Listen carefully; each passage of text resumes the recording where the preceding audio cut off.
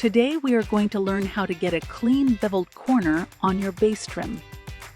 After you've installed your first piece of trim, you want to start by making a clear mark along the steel line. Using our shears, we cut off the excess trim past this line. We then cut along the bottom fold.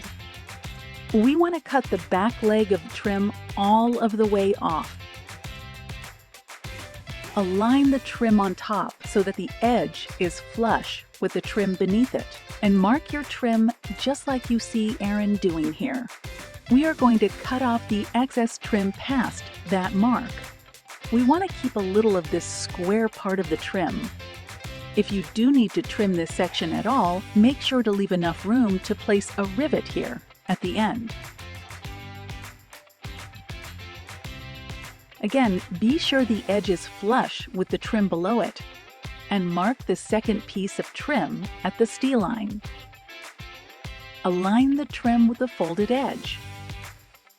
Make another mark where the folded edges overlap. Make a straight line from this mark to the back edge of the trim. From the mark to the corner of the trim, draw a line.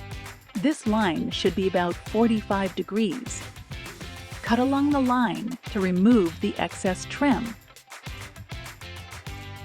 Again, align the trim with the edge. Mark directly above the angled edge of the trim like you see here. Draw a clear line between the steel line and this new mark. Lastly, extend this mark to the corner of the trim. Cut along the lines to remove the excess.